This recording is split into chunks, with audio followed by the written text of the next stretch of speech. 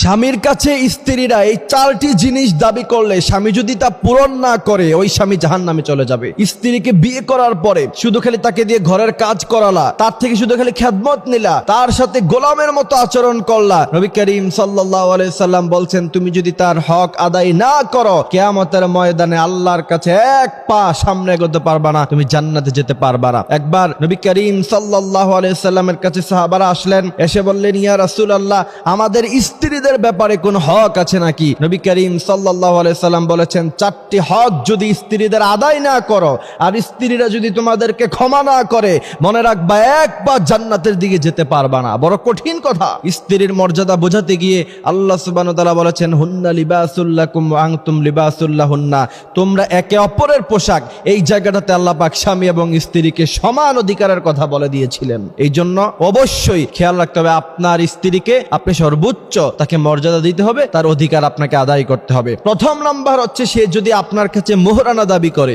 অবশ্যই আপনাকে মোহরানা দিতে হবে। এবার আপনি বলবেন যে হুজুর যদি মোহরানা দেওয়ার মতো ক্ষমতা না থাকে, মোহরানা দেওয়ার মতো ক্ষমতা না থাকলে আপনি বিয়ে করছেন কেন? আপনাকে বিয়ে করতে কে বলেছে? আপনার স্ত্রী যদি আপনার কাছে মোহরানা দাবি করে অবশ্যই আপনি তাকে মোহরানা বুঝিয়ে দিতে হবে, আর না হলে আল্লাহর কাছে আপনাকে তার জন্য জবাবদিহিতা করতে হবে। এই জায়গাতে এসে আপনার কাছে যদি একান্তভাবে মোহরানা দেওয়ার মতো সক্ষমতা সেই সম্পদ যদি আপনার কাছে না থাকে তাহলে আপনি বেশি থেকে বেশি যেটা করতে পারেন অত্যন্ত বড় নম্র ভাষায় তার থেকে আপনি ক্ষমা চেয়ে নিতে পারেন। তবে কোন স্ত্রী যদি ক্ষমা না করে আপনি কিন্তু কোনোদিন ক্ষমা পাবেন না। এই জন্য তাকে ভালোবাসা দিয়ে আদর দিয়ে তার থেকে আপনি ক্ষমা চেয়ে নিতে পারেন। তবে আপনার যদি সামর্থ্য থাকে সম্পদ থাকে এরপরেও যদি আপনি তার কাছে ক্ষমা চাইতে যান তাহলে সে কিন্তু ক্ষমা না করলে কোনোভাবে আল্লাহর কাছে আপনি কোনোদিন পার পাবেন না। অবশ্যই আপনাকে মোহরানা আদায় করতে হবে। এরপরে নবী করিম সাল্লাল্লাহু আলাইহি ওয়াসাল্লাম বলেছেন দ্বিতীয় নাম্বার স্ত্রীর হক হলো তা যদি তোমরা আদায় না করো কিয়ামতের মাঠে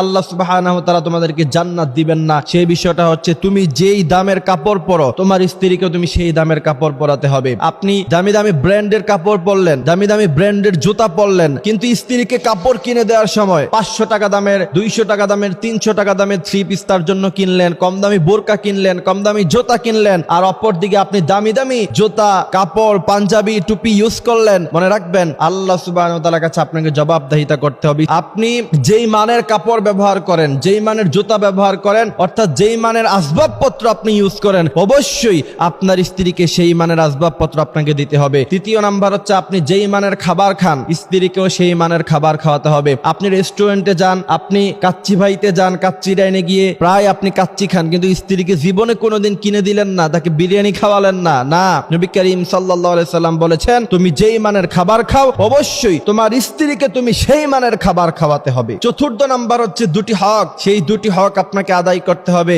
একটি হচ্ছে বর্জনীয় আর একটি হচ্ছে করণীয়। যেমন কখনো আপনি তাকে গালিগালাজ করতে পারবেন না। দ্বিতীয় নাম্বার হচ্ছে আপনি কখনো তার চেহারায় আঘাত করতে পারবেন না, তাকে আপনি সর্বোচ্চ সম্মান দিতে হবে, এটা হচ্ছে করণীয়। এই জন্য প্রিয় ভাইয়েরা আমার এইসব বিষয়গুলি আল্লাহ সুবহানাহু ওয়া তাআলা আমাদেরকে খেয়াল রাখার তৌফিক দান করুক। তার কারণ হলো আল্লাহ সুবহানাহু ওয়া তাআলা এই যে সিস্টেম স্বামী এবং স্ত্রী, এটা একটা সুন্দর একটা জীবন ব্যবস্থা। যেই সমস্ত জাতিগোষ্ঠীর লোকেরা বিয়েতে অভ্যস্ত না, দিন শেষে এদের বয়স যখন অনেক হয়ে যায় 40-50 হতাশায় ভুগে শেষ পর্যন্ত তারা আত্মহত্যা করে। যারা বিয়ে করে এরা যখন বৃদ্ধ হয়, ছেলে সন্তান হয়, তাদের তখন সম্পর্কটা সুন্দর হয়, তাদের জীবনটা বড় সুন্দর হয়। এই জন্য আল্লাহ সুবহানাহু ওয়া তাআলা বলেছেন ওয়াশিরুহুন্না বিল মা'রুফ, তুমি তোমার স্ত্রীদের সাথে সৎ আচরণ করো। সৎ আচরণ করার মানে হলো স্ত্রীকে গালি দেয়া যাবে না, বকাবকি করা যাবে না, তার গায়ে হাত তোলা যাবে না। যেই সমস্ত স্বামীরা স্ত্রীর গায়ে হাত তুলে নিজেকে বীর পুরুষ দাবি করতে চায় মনে রাখতে হবে এরা বীর পুরুষের সন্তান নয়, এরা সব কাপুরুষের সন্তান। কারণ নবী করিম সাল্লাল্লাহু আলাইহি সাল্লাম বলেছেন খায়রুকুম লিআহলি, তোমাদের